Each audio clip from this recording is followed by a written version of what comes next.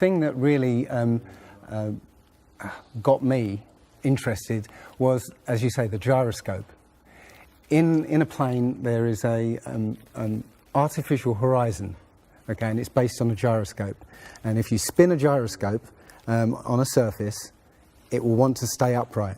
You can twist and tilt the surface as much as you like, the gyroscope will stay upright. So if a plane has a gyroscope and it starts following the curve of the Earth, the gyroscope would stay upright, which means the artificial horizon will start to roll backwards. But it doesn't. That's absolute proof that a plane flies over a flat surface rather than a curved one. Because I asked the pilot on my last flight, do you ever notice the artificial horizon rolling backwards? He said, no, but the artificial horizon has complex electronics in it to make sure it knows where it is on the Earth and it compensates. But I went to the manufacturer of the artificial horizon and they confirmed to me that it's completely mechanical, nothing electronic in it whatsoever. So it's literally just a gyroscope that can freely move. So that right there is proof to me that planes fly over a plane. None of it makes sense. The problem is that we're taught as children, this ball Earth lie, and you might ask as a child, what about the people in Australia? They're standing on the bottom of the globe, won't they fall off? And your teacher says, no, gravity. And you go, oh, okay. And you never go back to that question. But when you go back to it as an adult and start looking at it with a critical eye, right, the whole thing falls apart. As you say, the globe is spinning at 1,000 miles an hour. Neil deGrasse Tyson, who's a leading astronomer in America. I'm Neil deGrasse Tyson, bitch. Tells us that the Earth is not a perfect circle, it is actually an oblate spheroid, it's squashed and wider at the equator, yeah? So Earth, throughout its life, even when it formed, it was spinning, and it got a little wider at the equator than it does at the poles. So it's not actually a sphere, it's oblate, and officially it's an oblate spheroid. That's what we call it. But not only that, it's slightly wider below the equator than above the equator. A little chubbier. A little chubbier. Yeah. Chubby is a good word. It's like pear-shaped. So my question to him would be, why is there land at the equator? Because water will move more readily than rock. So if the Earth is spinning, the water will be collected at the equator. I mean, if you spin a wet tennis ball, okay, you spin a wet tennis ball, the water shoots off at the equator, essentially. So all the water will be gathered around the equator. So why is there land at the equator? Doesn't make any sense. The other thing that's about the spinning Earth is looking at the stars. Now, directly above the axis of spin is the pole star, Polaris, okay, directly over the North Pole. And we're told that the reason that all the stars spin around the North Star is because the Earth is spinning at 1,000 miles an hour. Okay, seems to make sense because if you put a long exposure camera pointing at the North Star, you'll see the stars will make perfect circles around, perfect star trails. The only problem is the Earth is also orbiting the Sun at 67,000 miles an hour. Okay, the Sun is moving, dragging the Earth and all the planets up that way or that way at 600,000 miles an hour. So why do we see perfect circles? Because that's the slowest speed, that's slowest motion in that mix. And yet the Earth is moving 67 times faster that way and 600 times faster that way. So you should see the stars do all sorts of strange motions, but you don't. You only see them make these perfect circles. that tells me that it's the stars that are moving, not the Earth.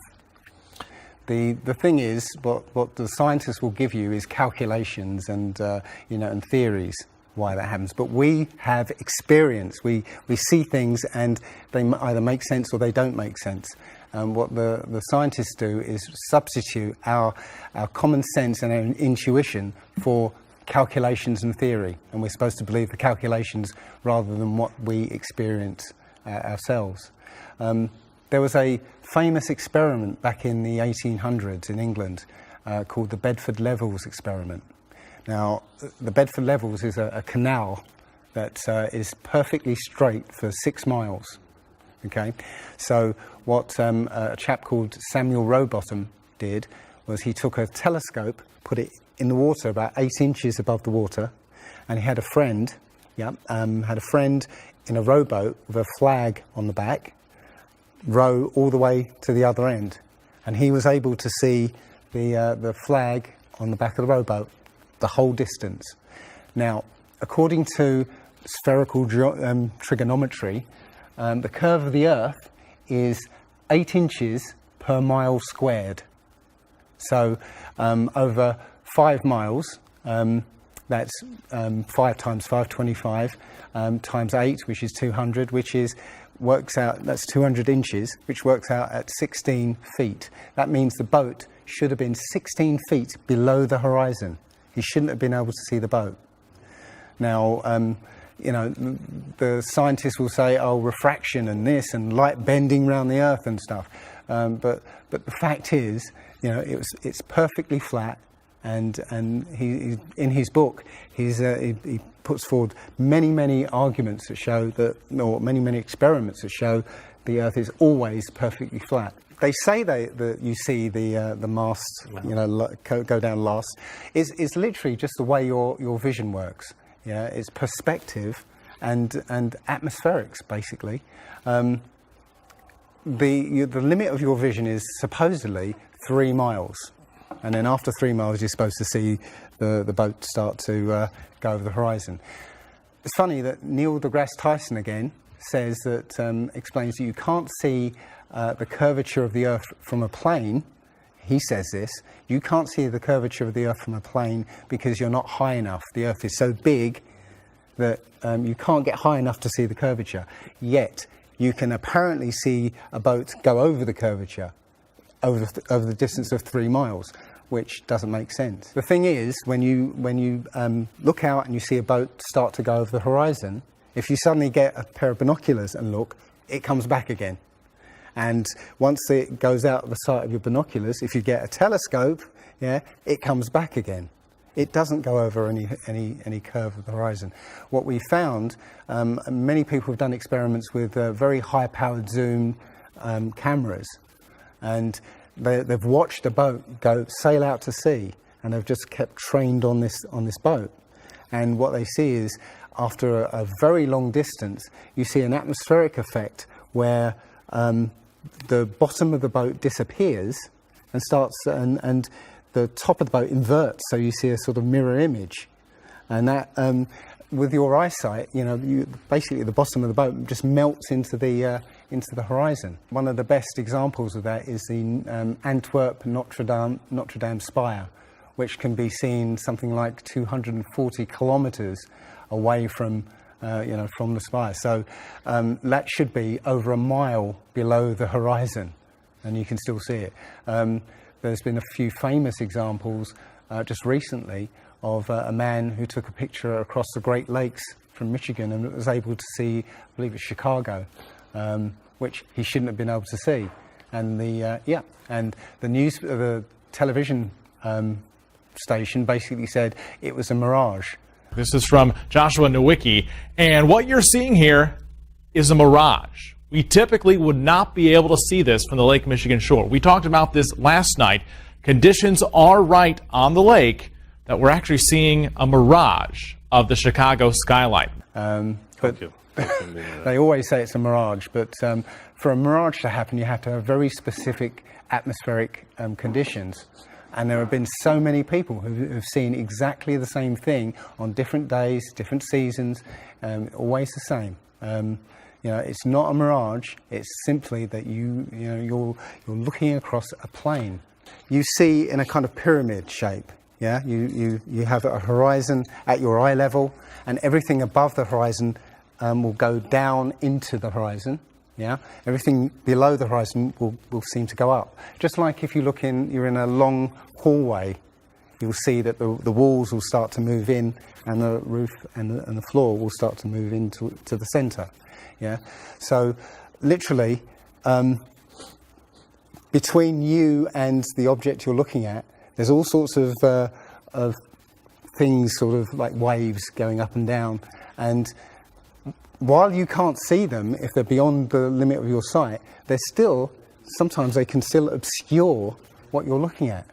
But it's just because they're between you and it, and it's just the way. It's literally perspective.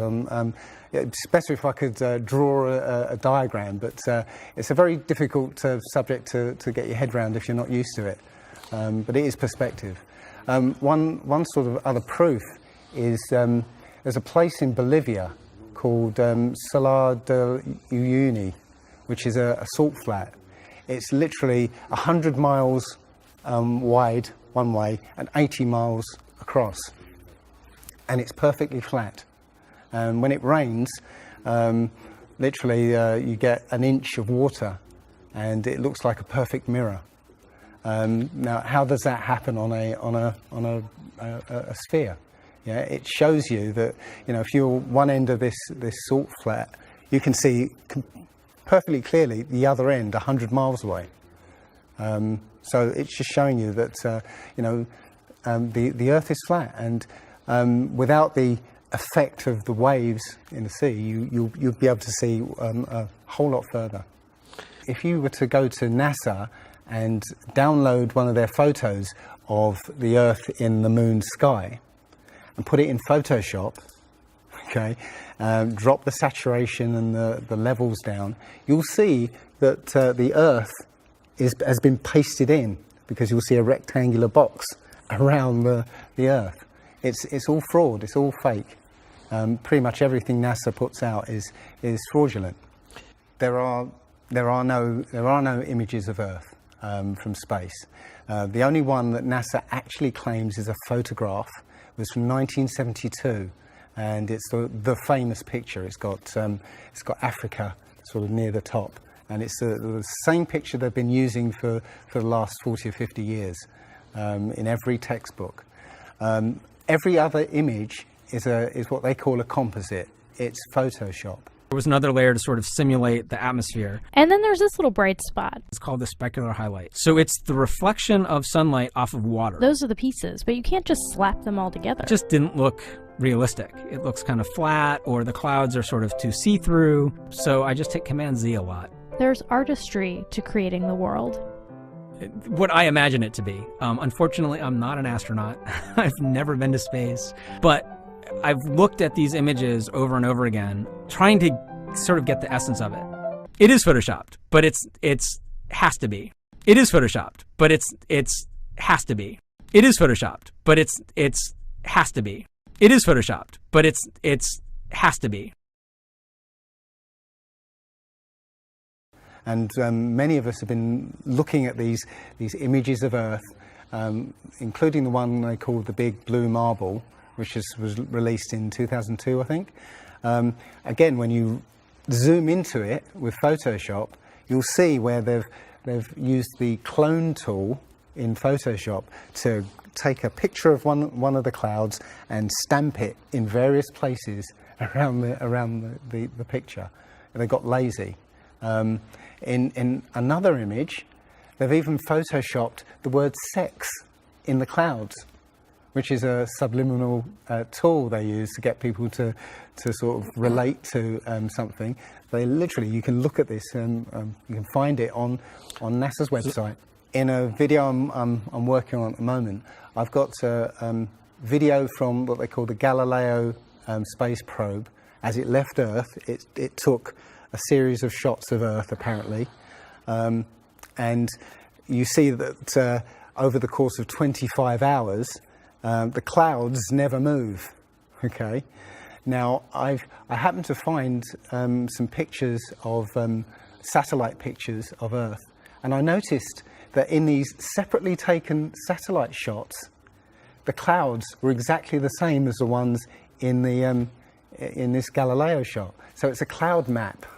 It would be very simple indeed to just silence everybody, put an end to this topic once and for all, turn the Hubble round and show us Earth in real time, zooming in onto a place so that we can see what's happening at that place, and we know that there is something up there looking down on us from space. But they will not do it. They can't do it. It can't. It doesn't exist. It literally doesn't exist. When you go onto the plane tracking software, you'll see hundreds and hundreds of flights over the northern hemisphere, and you can track those flights from beginning to end. When you look at any flight in the southern hemisphere, what you'll find is the flight takes off and disappears off the tracking, usually about an hour after takeoff, and then later on will reappear an hour before landing. Now, there's no explanation for it. I mean, the point is that distances are very different, and distances and flight plans are very different on the flat Earth than they are on the ball.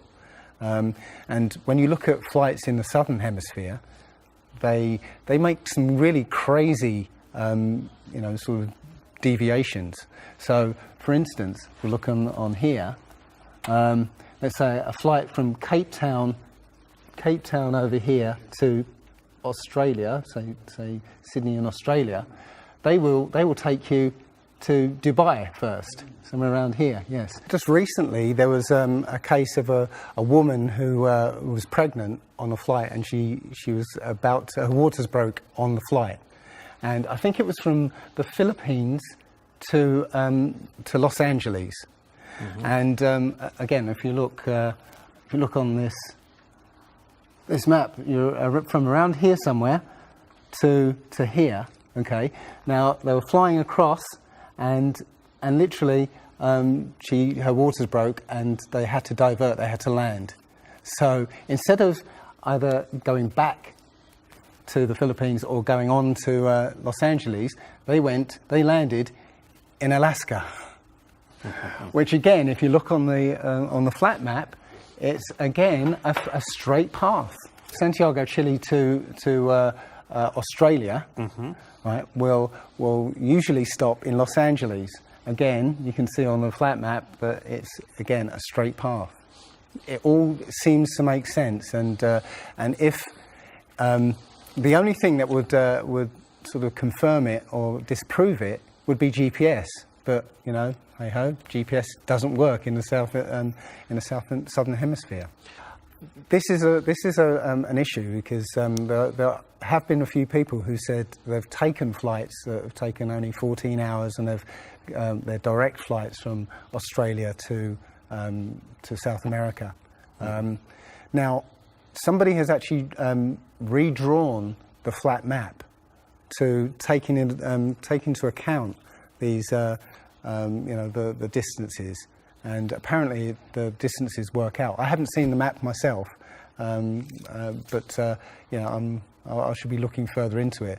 But yes, up until these people came forward, and again, I haven't seen any real evidence that they have taken these flights. They told me they've taken these flights, but who knows? They can actually advertise a flight that's direct. They can price it out of the range of most people to take, and then if anybody does take it, they could cancel it. I don't think any flights actually fly directly over the North Pole at all. I think they skirt the North Pole, mm-hmm. but I don't think they fly directly over the actual pole. So mm-hmm. I don't know if it's to do with magnetics. The only thing I do know is that nothing flies over the South Pole, because again, on a flat map, the South Pole, the continent of Antarctica, is the ring around the Earth. So you can't fly over the ring. and get anywhere. That's why we're not allowed to go there. I mean, think about it. It's the only treaty that's all these countries have signed and never broken and completely agreed on. It's the only one. And what treaty is there that everybody's agreed on? We're being kept away from it for a reason. They have some scientific bases there, and literally it's controlled by the military. If you try and go there by yourself, you will be sort of picked up and escorted back. There was a guy called Jarls Anderhoy who tried to take a mission to the Antarctica, and he was picked up and taken back by the military. It's a good reason, because they don't want you finding out what's beyond. Admiral Byrd he actually did four expeditions, and most of them were military expeditions with huge military groups. Thousands of people, planes, boats, the works. And yes, he confirms in an interview that he discovered a continent as big as the continental United States out there, that was with warm water lakes and mountains and everything, that was completely uninhabited. And he described it as the other side of the South Pole to Middle America. So on the globe, that means it would be somewhere in the Indian Ocean. There's a huge continent that nobody knows about. So yeah, there's more going on than meets the eye. The other thing is, after Admiral Byrd came back after his last expedition, Antarctica was sealed off, and both America and the Russians started firing nuclear missiles straight up. Now, in America, that was called Project Operation Fishbowl, and it came under something called Project Dominic. Well, Fishbowl makes sense, because it seems like Admiral Byrd found the edge of the dome, while he was out there. And as soon as he left there, they started firing missiles straight up, I believe, to try and test how far that dome went. If you look at the footage of these explosions, what you'll see is an explosion. Well, when a bomb goes off in midair, it's a fireball. It expands in all directions and mostly up. Okay. Now, if you look at these explosions on Operation Fishbowl, they explode outwards in a ring, which means it's exploding against something, because it can't rise with the heat. So it's exploding against something and exploding outwards. Okay, and the middle of the explosion, you'll see it glows, hot, and then it cools over time. So it looks to me like they were exploding against a dome. Now, I said it was Operation Fishbowl, obviously Fishbowl, but there's a chap called Rob Skiba who discovered that the Project Dominic, the word Dominic means of the Lord, Fishbowl of the Lord. So I believe they clearly know that we're in an enclosed system, and Admiral Byrd found the edge, and they've tested to see how far it goes up. They will also say that if a sniper is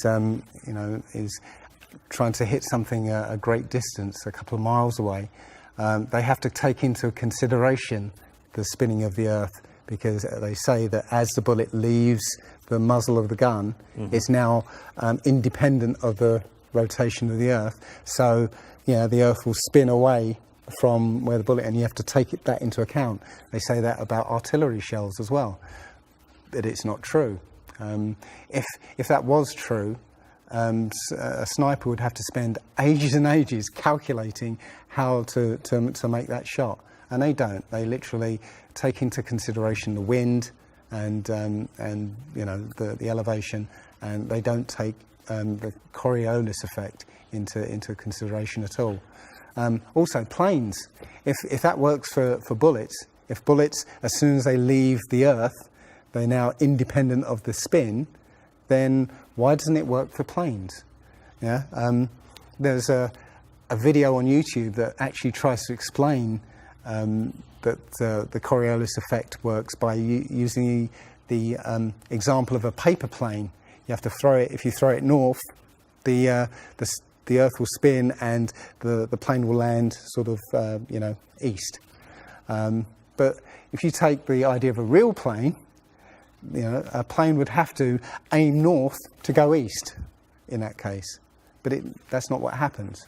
And if that was the case as well, planes would have to land on runways that are moving. And that would be impossible. But how is it that you can take a flight from London to New York and it will take exactly the same time as a flight from New York to London? Yeah, one's with the spin of the planet and the other one's against it. So it doesn't make sense. They'll say that the whole atmosphere is moving, with the planet, but that doesn't make sense either, because the atmosphere, say it's that thick, the top layer of the atmosphere will be moving slow, and as further you get in, will be moving faster. How, if everything is moving like that, how do you get a light breeze that blows against the spin of the planet? How do you get a breeze that goes from north to south? It just doesn't make sense. And again, science will give you calculations and esoteric ideas, but you can go out and look for yourself, and you'll see what makes sense and what doesn't. The other thing is that we have senses to be able to sense acceleration. You get in a car and somebody puts their foot down, and you get thrown back in your seat. You can feel the acceleration. Yeah, you can feel changes, very minute changes of acceleration.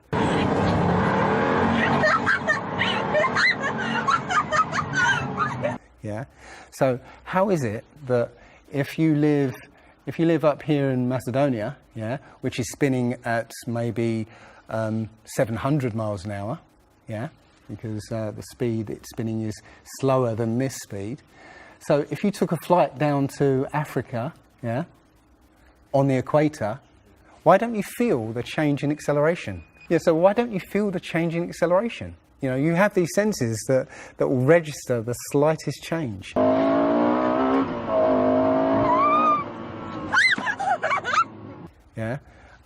But you get off the plane there and you don't feel dizzy, because now you're moving a lot faster.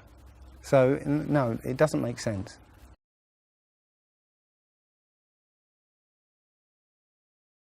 Well, you saw from his balloon when he stepped out on the platform, the curvature of the Earth. It looked very obvious. Oh, everybody pointed it and said, "Oh, look, there's a curvature." But when you actually looked at the ground, when you looked at the Earth, well, it was New Mexico.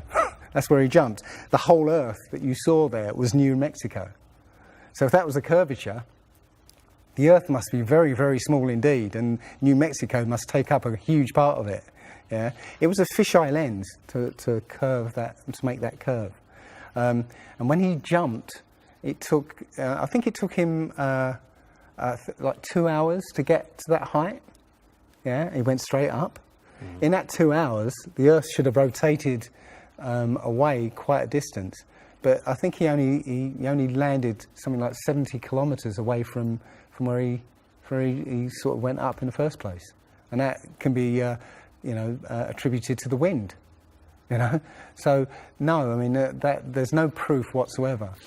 There is so much to this. As I said, if you start looking and asking questions about the very basic things, you'll find that the answers you were given as a child just do not make sense.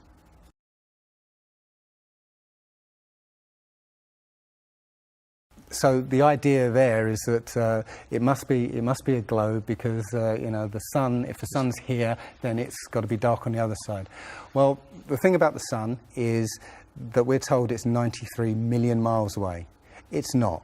It's actually something around 3,000 miles away, and about 34 miles across.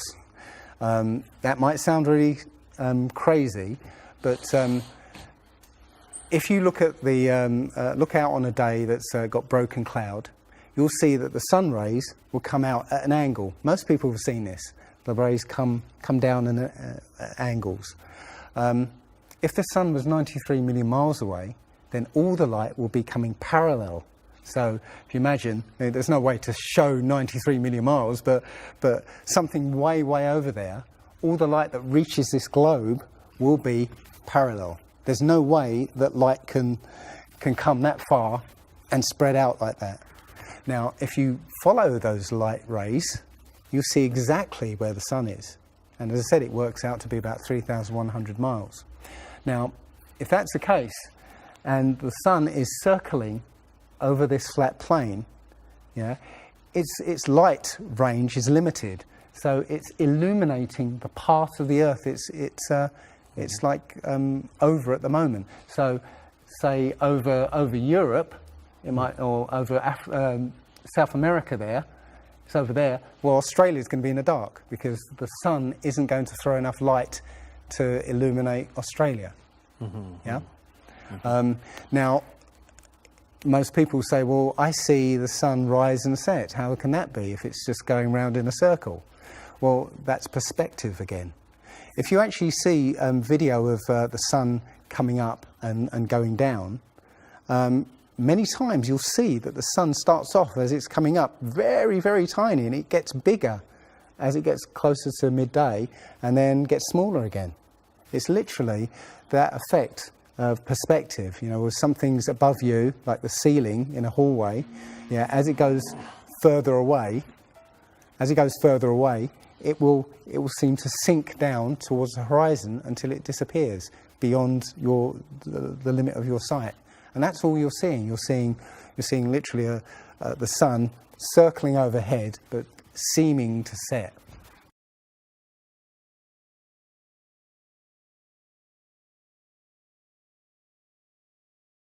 There was a team in California that launched a rocket 75 miles up.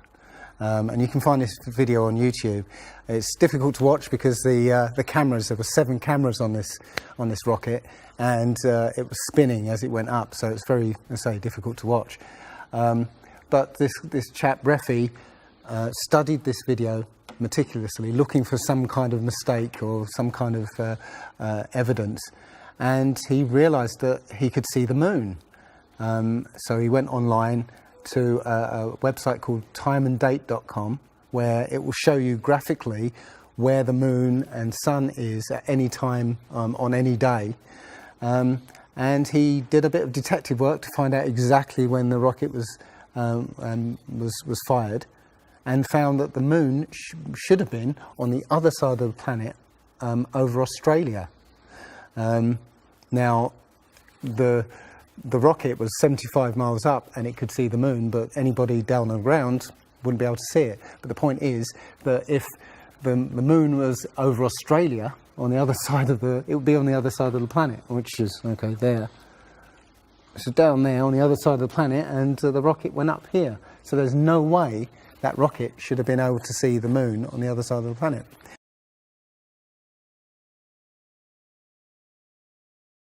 If you watch the trajectory of the space shuttle, it doesn't go straight up.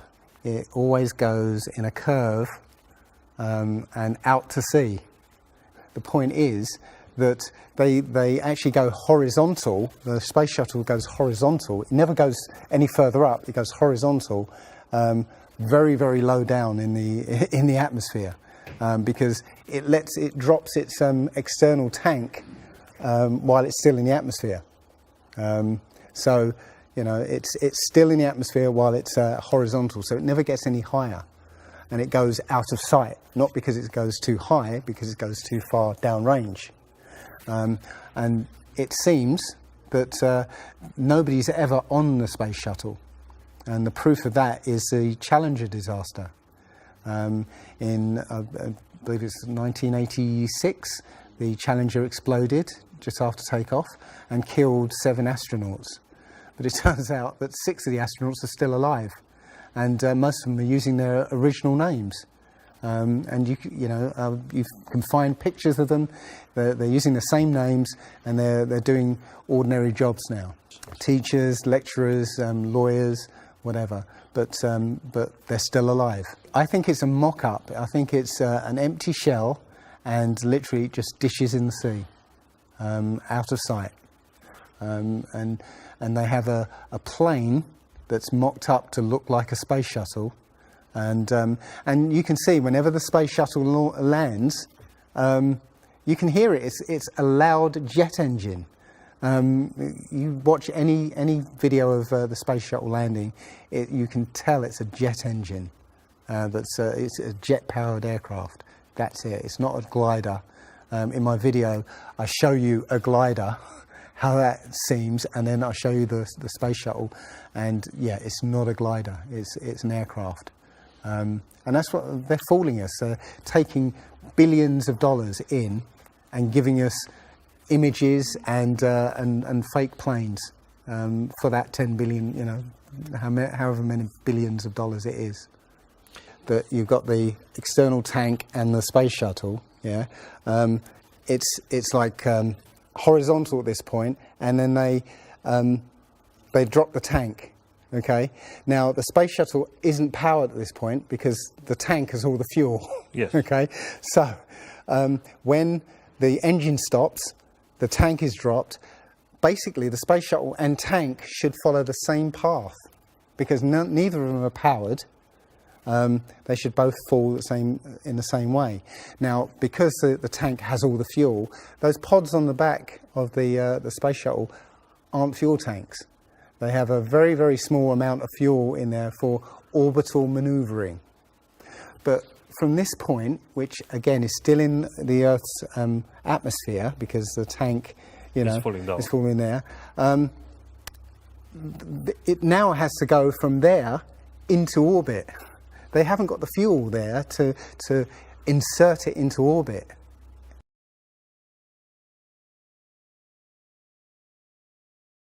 Disney and NASA have worked very closely together.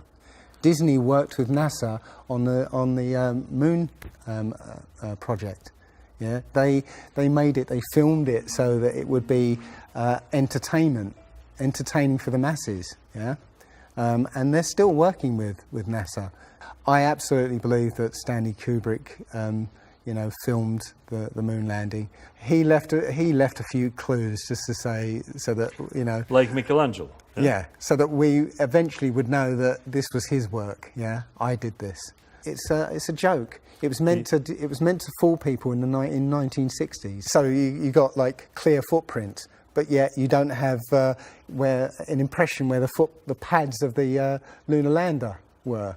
Or a blast crater where the engines were blasting downwards, and also the camera followed the capsule straight up, right? And it followed it very precisely, right? And it stopped when it started to pitch over, right? Now, NASA says, "Oh, we did it remotely." Well, there was a 2 or 3 second delay between sending signals and the camera starting to respond, and then another couple of seconds for them to see what's happened. So it's next to impossible to get that sort of accuracy with that kind of, and it's only done once. I mean, they can't sort of keep doing it over and get it right. They do it once and they got it right the first time. So no, it's either they left an astronaut on the moon to film them, or it was fake. It was fake. It was absolutely fake. There's not too many people involved in this. I mean, NASA controls space as such. The other agencies, have popped up, but literally it's a money-making scheme. NASA makes, hundreds of billions of dollars a year. Dobra, a Rusy... Okay. The Russians, okay, they're getting in on the act as well. They make money from this. And have you seen the imagery that they put out? The Chinese have put out, or I think it was the Japanese that put out images of Earth from the moon, and it looks even more fake than NASA's ones. It's a money-making scheme, and they're all joining the bandwagon. But that isn't the first thing that's been hidden over the years. I mean, we're all driving petrol cars because 100 years ago, the Rockefeller family basically cornered the market on oil, and the car industry was going electric. So, all cars would have been electric from the get-go, but they basically forced everybody to use petrol cars, and have hidden this secret. And literally, we could be running around in electric cars that have unlimited mileage by now, but we're still using these 100-year-old machines, dirty machines, because of a secret that's been kept. It's easy. If everybody's been trained into believing that this is real, right, and there's space, and it's within our interest to explore space and go to the moon, go to Mars, yeah, people will pay for it, and they're making billions. And yeah, there's more to it, because I believe there's a big deception coming, and it's to do with aliens, because now since Roswell, 1947, that was the first time anybody had ever understood the idea of aliens. But since then, we've been bombarded with science fiction and the idea of aliens, and most people believe there are aliens out there. So they've prepared us for an alien invasion or an alien saviour. And I think the flat Earth came along at the right moment to educate people, to make people believe or understand that we've been lied to. And if you know, as I know in my heart now, that is real and this isn't, I will not be fooled by aliens coming, because there are no aliens. There's no space. Yeah, it's all fantasy by Disney and NASA.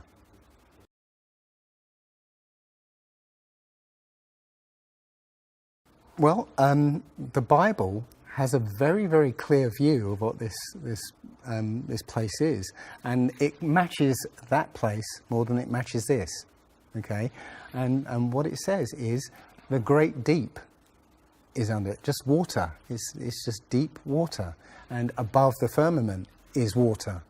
And it says in Genesis that he separated the water below from the water above, and made a space, and then made dry land appear out of the water. So what's under the flat Earth? Well, it's water, and it just goes on. Again, I don't know for sure, because I've not been under there. I don't know what's past the outside of, or the first few hundred miles of Antarctica. But everything I've seen over the last year and a half tells me that is true and this isn't. And I'm starting to believe and trust my intuition about this.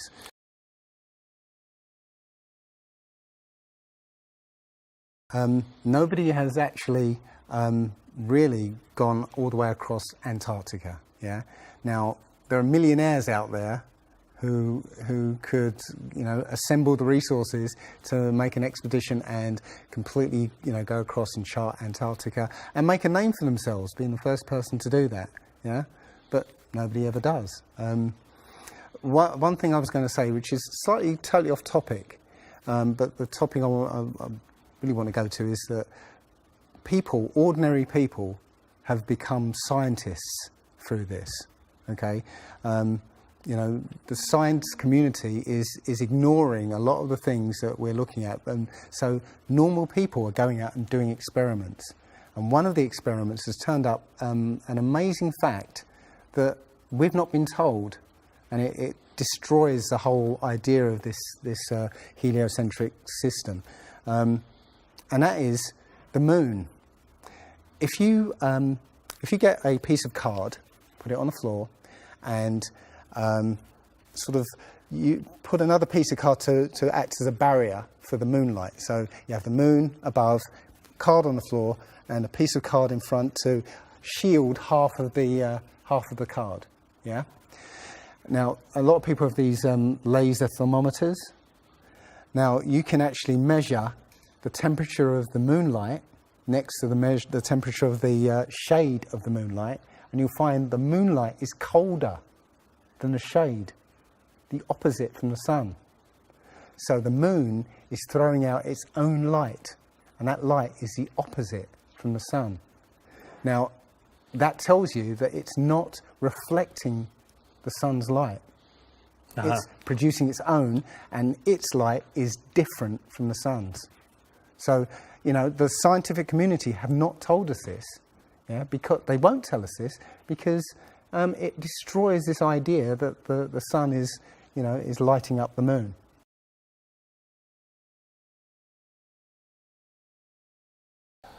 This world is very different from what most people think it is. There are very powerful people who essentially rule this world right now. And the ordinary person is a slave in this world. And slaves aren't educated. They're taught what they need to, or they need to know. That's it. They're not taught truth. They're taught what they need to know, and so you're taught enough so that you can, do the paperwork and operate the machinery, but you're not meant to know what's really going on, because that's the power they have over us. They know what's going on, how this world works. We don't, so they can control us. One of the things about slavery is the slaves weren't freed. They were never freed. When the 14th Amendment or 13th Amendment, I can't remember which one, actually made everybody a slave. If you're a citizen of a country, you're a slave. That's what a citizen is. So they literally extended the slavery to everybody and made it an open prison, and that's where everybody in the world lives now. We're slaves to very powerful masters. We don't see bars. No. Yeah? The bars are the borders of the country, right? You have to use a pass to get out, and they'll let you out if you show them your pass. Yeah, and sometimes they won't let you out. As I was coming here, I was lining up to go on the plane, and somebody in front of me was told, "No, you can't fly. They found something in your bag, so you can't fly today." So, we have, as I said, we have natural rights to travel anywhere on this earth. We were born on this earth. We have the right to travel anywhere. But our masters have kept us in small, open prisons that you need to get permission to move around.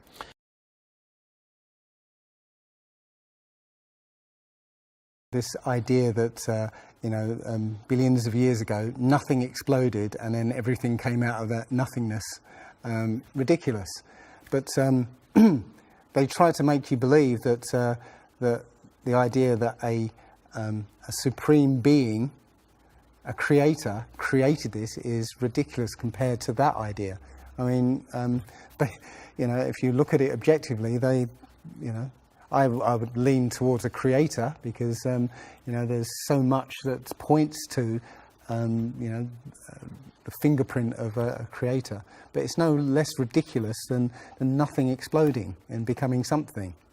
In my opinion, the Big Bang theory and the theory of evolution and the ball Earth theory are all interlinked, and they're all there to make us feel as though we're insignificant. We're small, tiny, miniature, unimportant pieces of slime crawling around on a speck of dust in an infinite universe. If that's true, and there's no purpose, there's no meaning to anything, then our owners can do whatever they want with us. Then, this is all accidental, so food can be genetically modified because it's imperfect. We can be modified because we're imperfect. If we realize that this is the universe, and complete universe. Yes, this system is is everything. Everything that NASA has put out is CGI, is fake. Okay, people say, I think you mentioned it.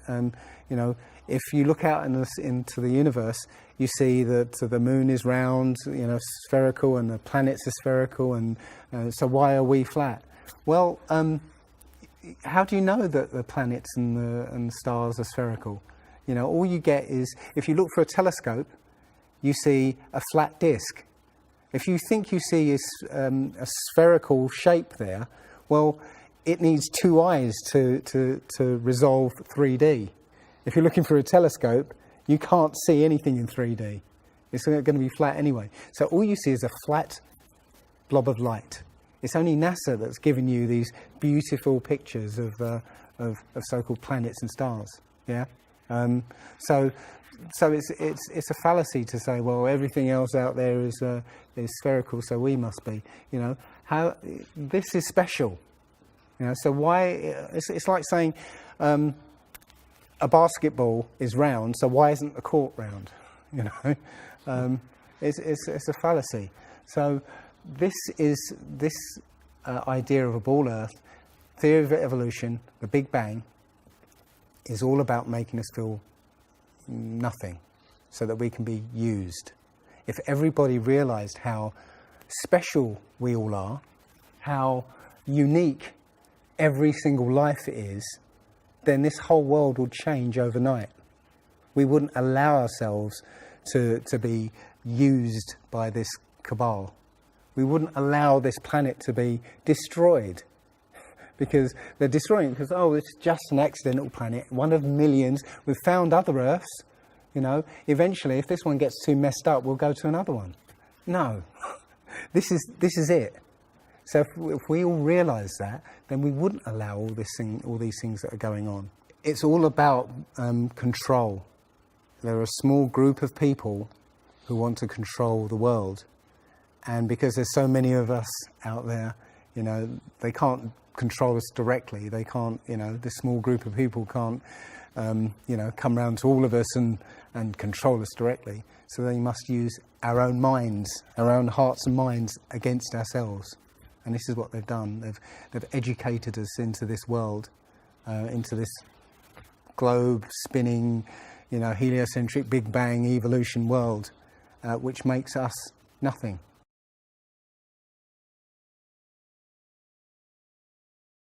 This is amazing because when I first started looking, it was about a year and a half ago, I looked on YouTube and there were maybe about 100 videos, not even that probably, and nobody was talking about it, right?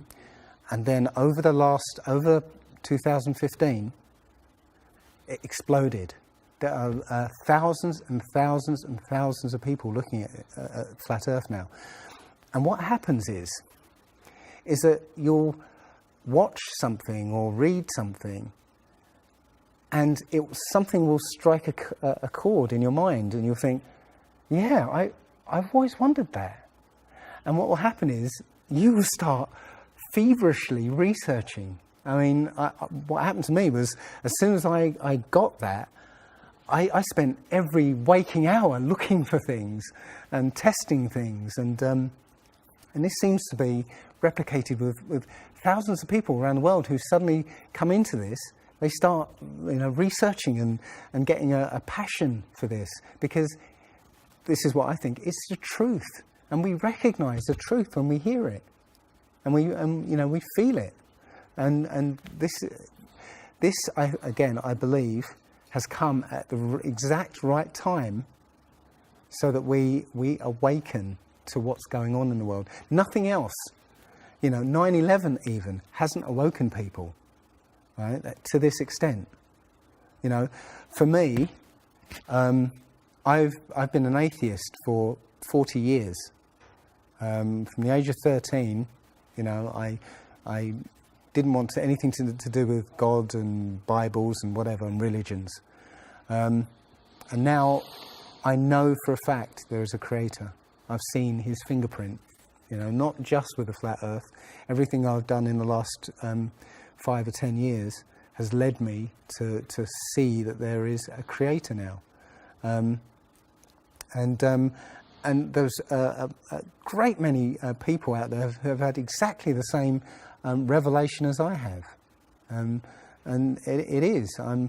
I'm now following the commandments and trying to be the best human being that I can be, because I think it was a guy called Kent Hovind who said, there are only 2 possibilities. either there is a God or there isn't. And both of them are terrifying. Yeah. If there isn't a God, then nobody's in control. We're hurtling through space, and there's no plan, and there's no nothing, and that's terrifying. If there is a God, then we'd better find out who he is and what he wants, and do exactly what he says. And it turns out that he gave us very specific instructions on how to live. And they're not rules as in laws that you must follow because or put you in prison if you don't.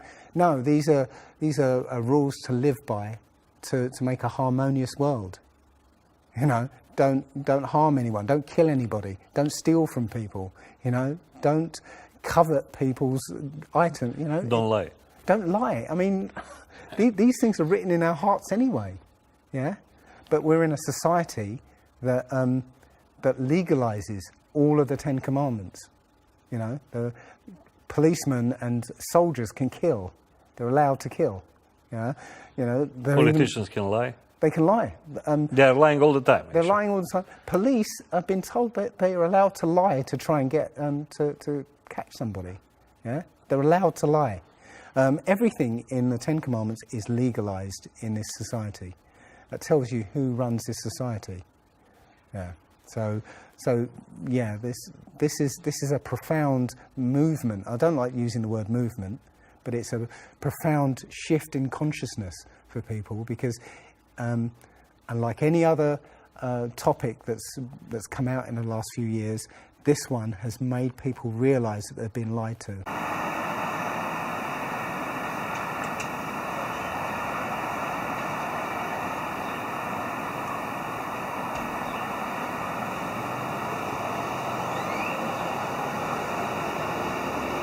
Like the sun's behind that glass firmament. The molted looking glass, like the Bible says.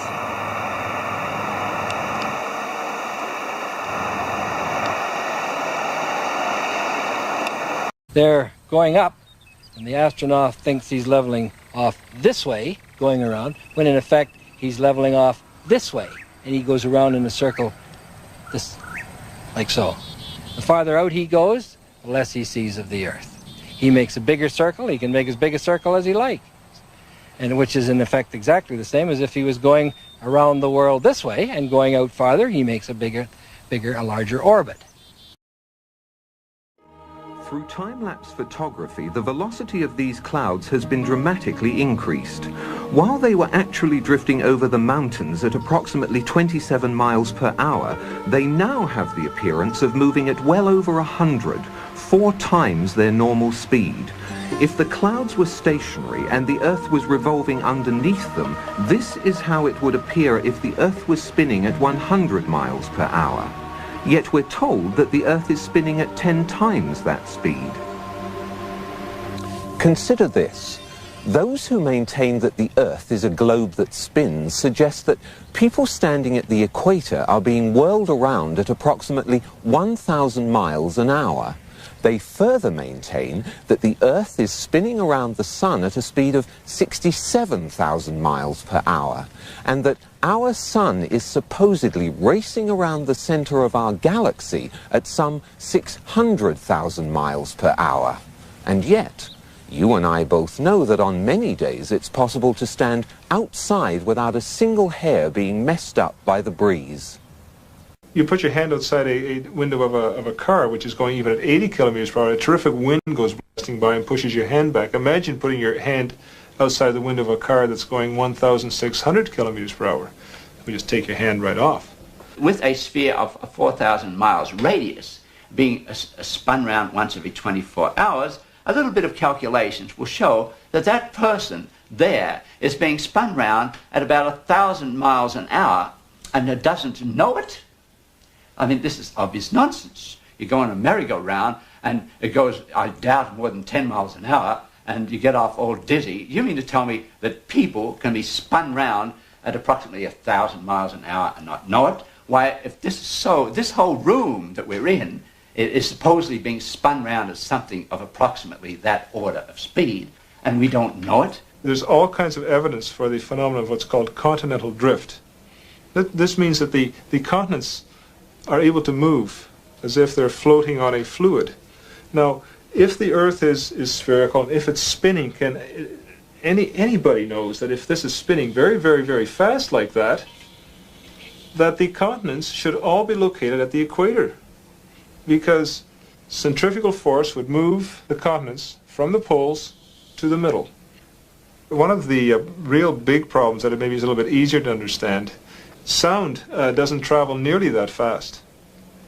So, for example, if you're at the equator and you wanted to shout to warn somebody, it's quite possible they could never hear you, because if you're shouting, say the Earth was spinning in this direction, and you were shouting in that direction, the sound could never catch up to the person who's, of course, being carried away by the Earth. In October of 1929, Andrea again tried to focus the world's attention on the controversy by proving the notion the Earth spins to be absolute nonsense. It was reasoned that if a dirigible was to go aloft in England and hold itself perfectly static, then by the accepted theory the Earth should rotate underneath it and New York should come into view some 4 or 5 hours later. In fact, England was never lost from view. The dirigible eventually ran low on fuel and had to land. Andrea insisted she had made her point. But New York wasn't paying attention that day. The stock market crash monopolized the headlines then and for some time to come. Andrea had again been upstaged.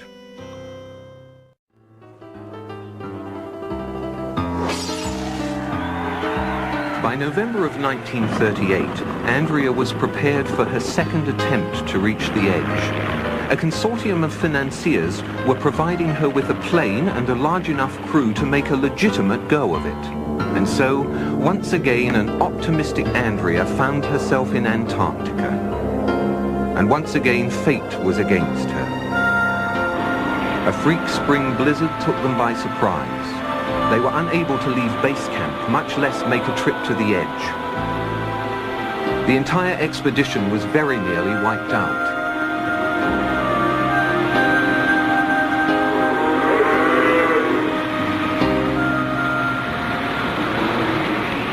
That was the last attempt Andrea made until 23 years later, when she set off alone by snowmobile in 1961. Until recently, that was the end of the story.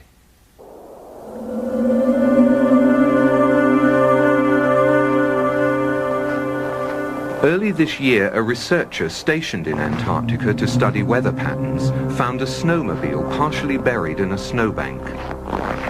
It had run out of fuel and there were no signs of Andrea anywhere.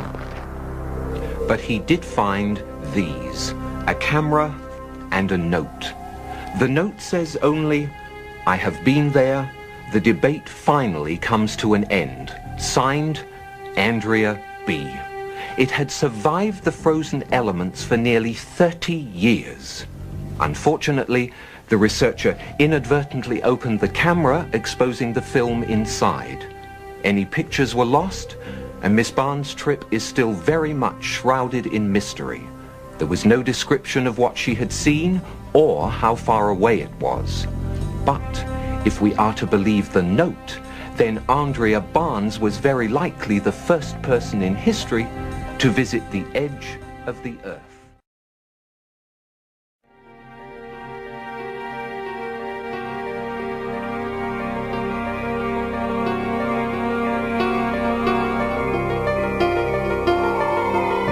Now, what you don't know, you eliminate. And that's in my opinion, is what the globular Earth theorists have done. They've just eliminated what they didn't know. The more honest approach is the flat Earth approach, where you say, well, we don't know what's at the ends, but the ends are there. Little video of the sun and the moon, something rather strange. There's a bit of a flat horizon there. What you can see here, it's like the Andalusian Mediterranean, is the sun's fully in the sky. And also, the moon is fully in the sky. But we can't see all of the moon. Why is it not full? we're told in mainstream science that the sun's angle to the moon creates the phase. And the moon's completely lit by the sun. So why is that area of shade not lit? The whole sun can see the whole moon in the sky. So it doesn't make sense. I think people are looking into books and televisions more than looking with their eyes, maybe. Also, this phenomena we see, I mean, it pretty much proves the moon's, the sun's not 93 million miles away and the moon's not, 250,000 or something miles away. Or you get a completely different phenomena. They're both probably within 1,000 miles of the humans here on Earth. And no one looks up, really. People don't even look up at chemtrails. There we go, sun and moon in the sky. Both can see each other at a complete straight angle. And the moon's not full.